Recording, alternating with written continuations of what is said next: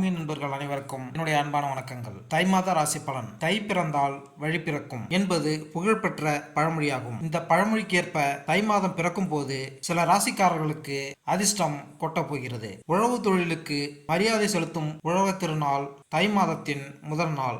அமாவாசை நாட்களில் பித்ருக்கள் பூஜையை முறையாக செய்து குடும்பத்தில் குழப்பம், சண்டை, வியாதி, வம்ச விருத்தியின்மை போன்றவை ஏற்படும். உலகில் உயிர்கள் பிறக்க காரணமாக இருப்பது சூரிய ஒளி என்பதால் இந்தியாவில் பெரும்பாலான விரதங்கள், பண்டிகைகள், விசேஷங்கள் சூரியனின் மையமாக வைத்து கொண்டாடப்படுகிறது. அதாவது சூரிய பகவான் தனுசு ராசியிலிருந்து மகர ராசிக்கு பெயர்ச்சியாகக்கூடிய மகர சங்கராந்தி ஜனவரி 15ஆம் தேதி, அதாவது தை மாதம் தொடங்க உள்ளது. சூரியனின் ராசி மாற்றத்தால் சிறப்பான பலன்களை பெறக்கூடிய ராசிகள் அல்லது ராசிக்காரர்கள் யார் என்பதை இங்கு பார்ப்போம். சூரிய பகவான் தன்னுடைய மகனான சனி பகவானின் வீடான மகர ராசியில் சஞ்சாரம் செய்ய உள்ளார். மகர சங்கராந்தியான தை மாதத்தின் 12 ராசிகளின் வாழ்க்கையிலும் சாதகமான தாக்கத்தினை ஏற்படுத்தும். கிரகங்களின் ராஜாவாகவும் ஆத்மகாரனான சூரிய பகவான் ஜனவரி 15ஆம் தேதி மதியம் 2:32 மணியளவில் மகரத்தில்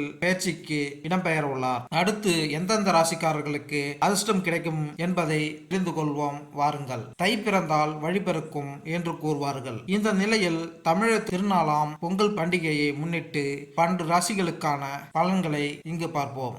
மிதுன ராசி. எனது அன்பார்ந்த மிதுன ராசி அன்பர்களே, இந்த மாதம் உங்களுக்கு நல்ல முன்னேற்றமான காலமாகத்தான் அமையும். காரணம், குரு பகவான் உங்களுடைய ராசிக்கு 11ஆம் வீட்டில் அமர்ந்திருக்கிறார். சூரிய பகவான் 3ஆம் அதிபதி 8ஆம் வீட்டிலும், ராகு பகவான் 10ஆம் வீட்டிலும் என்று நல்ல முன்னேற்றமான பலன்களை காண்பீர்கள். இந்த மாதம், இந்த தை மாதத்தில் ஏற்கனவே இருந்த துணங்கங்கள் நீங்கி புதிய வாய்ப்புகள் வழி திறக்க போகிறது. காரணமே இல்லாமல் சர்க்களை சந்தித்து வந்த நீங்கள் காரணத்தோடு நல்ல ஏணிப்படிகளில் முன்னேறி வாழ்க்கையின் இலக்கை அடைவதற்கான வழிகளை திறந்து கொடுக்கும். உங்களுடைய வயிறு சம்பந்தமான ஏதேனும் தொந்தரவு ஏற்பட்டால் உடனடியாக மருத்துவரை அணுகுங்கள். வண்டி வாகனத்தில் சற்று கவனமாக இருப்பது நல்லது.